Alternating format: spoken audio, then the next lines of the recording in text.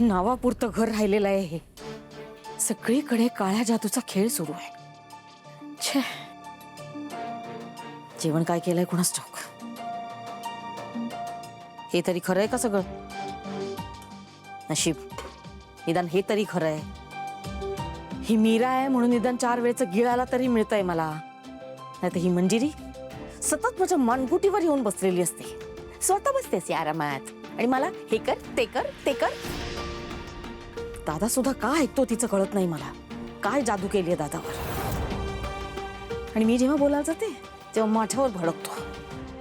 ते काय नाही, ही मंजिरी ना एक नंबरची लबाड आहे. धूर्त येते.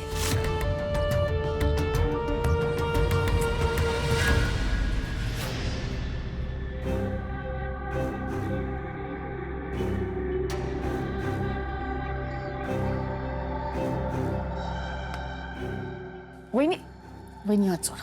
हात सोड माझा. वहिनी काय बोलत होतीस? माझ्याबद्दल एवढं विष भरलंय ना मनात, तोंडावर बोल ना. काही हिंमत नाहीये. कसं असतं ना, आपण जेव्हा चिखलात दगड फेकतो तेव्हा तो चिखल आपल्या अंगावर उडतो.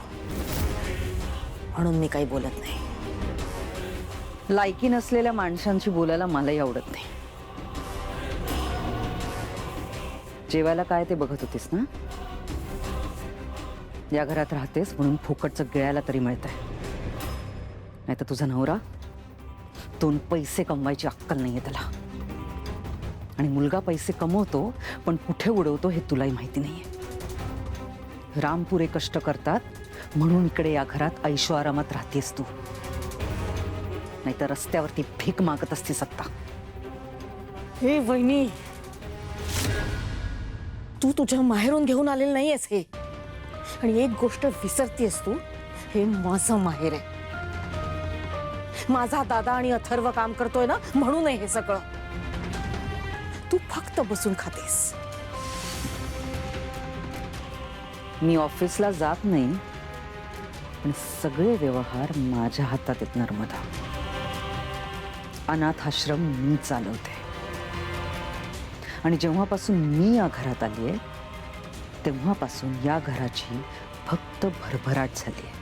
भरभराट नाही, तू या घरात आल्यापासून सगळ्या विचित्र गोष्टी घडतायत. एकतर त्या स्वार्थी मायाला या घरात घेऊन आलीस. लेकाचा संसार मोडला. सून सून जळून मेली. आणि आता त्या मीरासारखी दळभद्री मुलगी सून म्हणून घरात आणलीस. तू जेव्हापासून या घरात आलीस ना तेव्हापासून या घरात अघोरी गोष्टी घडतात. घरात भूत, त्या बाहुलीत भूत. आणि तू मला अक्कल शिकवतेस? हा, एक गोष्ट लक्षात ठेव वहिनी, जेव्हा आपण एखाद्याकडे बोट दाखवतो ना तेव्हा 4 बोटं आपल्याकडेही असतात.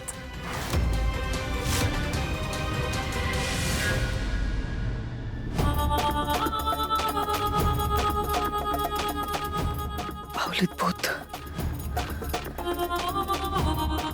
म्हणजे बाहुलीत काहीतरी आहे हे हिला कळलंय का?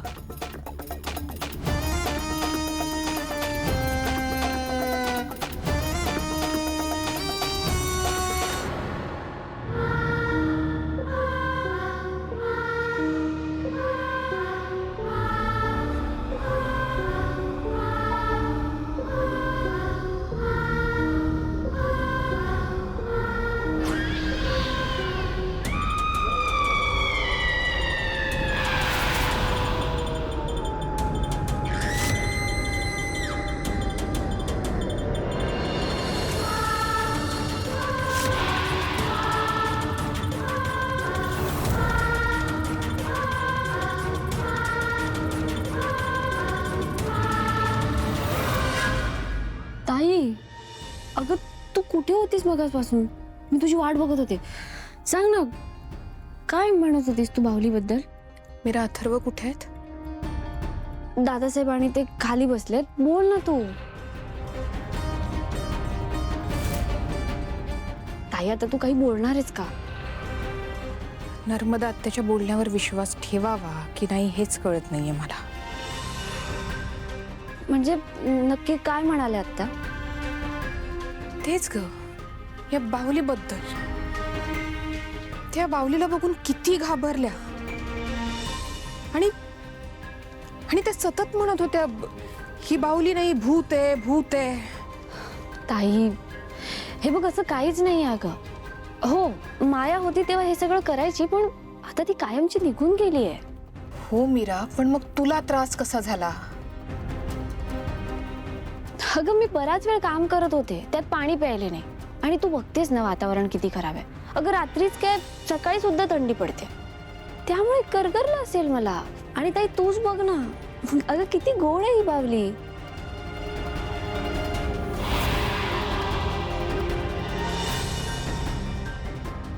ठीक आहे मीरा, तू म्हणतीयस तर नसेल काही. काय झाले काय तसे? दादा, हा? बाबा चला जेवायचं नाहीये का?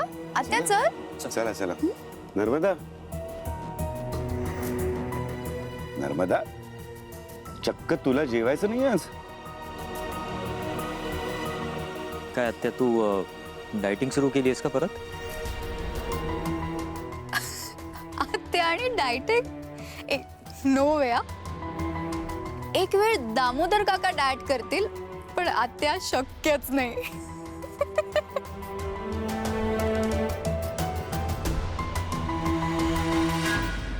करा, सगळे माझी चेष्टा करा. हा, नाही मी मूर्खच वाटते ना तुम्हाला सगळ्यांना, पण मी शेवटचं सांगते आता, या घरातल्या अन्नाला मी शिवणार नाही. ठीक आहे नर्मदा, ठीक. हे बघ, तू अन्नाला शिवणार नाहीयेस, पण माझ्या हातून तर खाऊ शकतेस ना. तुझ्या आवडीचा गाजरचा हलवा केलाय मी आज.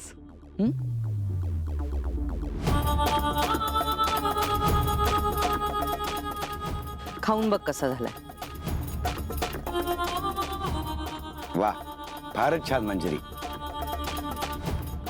नर्मदाचा उपास मोडण्याची ही जी काय तू आयडिया काढलेस ना, ती उत्तम आहे. अगं घे, मला नकोय. प्रेमाने दिलेल्या घासाला नाही म्हणायचं नसतं. गाजरचा हलवा आहे, विष नाही.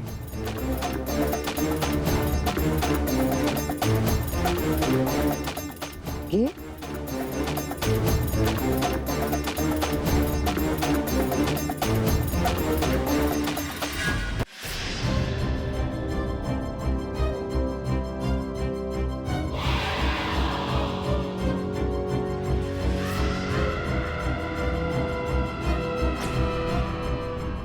अरे वा,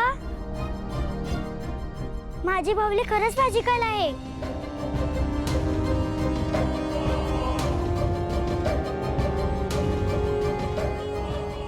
आई, माझा सगळा अभ्यास झालाय, आता माझा प्ले टाइम आहे. बरं, मीरा, वेदा असं का म्हणाली की तिची बाहुली जादूची? विचार तिला पटकन.